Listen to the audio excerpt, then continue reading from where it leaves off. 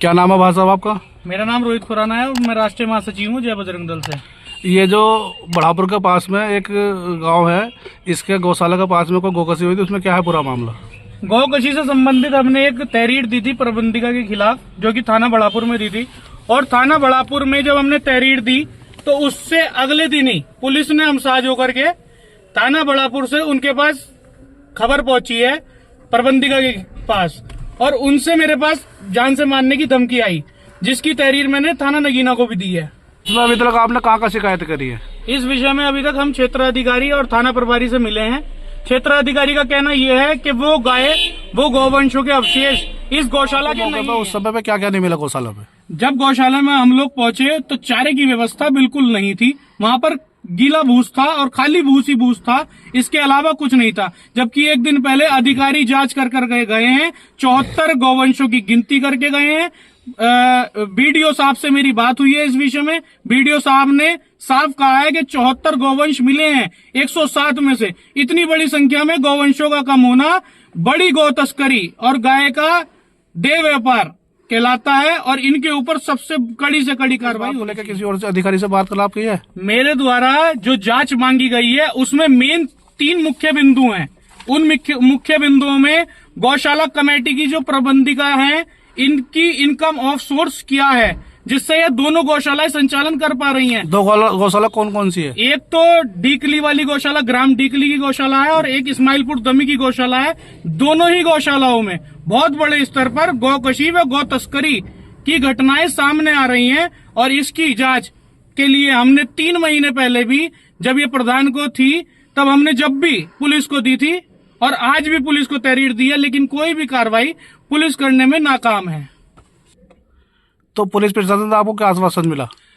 Police प्रशासन से मेरी क्षेत्राधिकारी जी से बात हुई। उनका कहना यह था कि आप गौशाला में गए क्यों, जबकि हम जब गौशाला में गए थे वहां पर थाना प्रभारी मौजूद थे, उनकी देखरेख में सारी चीजें हुई। उप जिलाधिकारी महोदय को बता दिया गया था कि इतनी गाय हैं और इन गायों के कानों पर बिल्ले नहीं है। उप जिलाधिकारी महोदय ने तुरंत भिजवा करके बिल्ले लगवाए, और क्षेत्राधिकारी महोदय का कहना यह है कि ये दोनों गाय के जो अवशेष मिले हैं ये इस गौशाला की नहीं है, जबकि एक गाय के कान पर बिल्ला मिला है और दूसरी गाय बिना बिल्ले के मिली है। जब 30 गाय बिना बिल्ले की इस गौशाला में हो सकती हैं, तो वो एक गाय क्यों नहीं होगी? और जब एक दरोगा निलंबित होते हैं तो कोई ये छोटी बात नहीं है। और इतने बड़े स्तर पर गौकशी अगर हो रही है तो जय बजरंग दल के कार्यकर्ता किसी भी कीमत पर बख्शेंगे नहीं, चाहे उसमें प्रशासन हो, चाहे उसमें शासन हो, चाहे उसमें मेन पूरी कमेटी हो, सबकी जांच होगी। और इसकी जांच के लिए गौशाला में इतने अधिक संख्या में गौशाला से गौवंशों की गिनती कम क्यों है?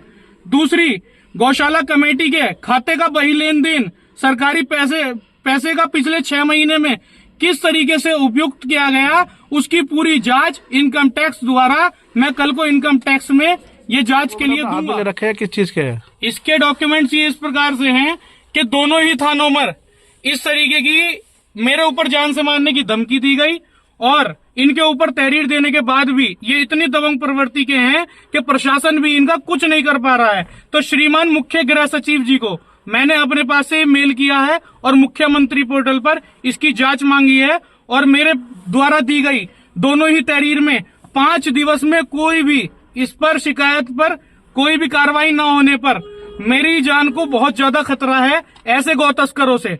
क्या अभी भी आपको धमकी आ रही है? बरोबर मेरे पास पूरी धमकी आ रही है, व्हाट्सएप कॉल आ रही है। मैं ब्लॉक करते करते परेशान हूँ कि मेरे पास इतनी ज्यादा कॉल आ रही है, और थाने से भी कोई भी मदद नहीं मिल पा रही है। शिकायत कहाँ कर चुके हो? इसकी शिकायत हमने दोनों थाना प्रभारी, थाना नगीना व थाना बढ़ापुर को दी। इसके अलावा हम क्षेत्राधिकारी को हमने इसकी सूचना दी है कि ऐसा इस प्रकरण हुआ है, और हमें आशंका है कि गौशाला में बड़े स्तर पर गौकशी चल रही है, क्योंकि इसकी जांच करने पहुंचे अधिकारियों के पास भी 107 गायों में से 74 गायों की गिनती की गई। अगले दिन जब हम पहुंचे तो उसमें 30 से अधिक ऐसी गायें थी जिनके कानों पर बिल्ला नहीं था, और उप जिलाधिकारी को सूचना कर इस पर बिल्ला लगवाया गया।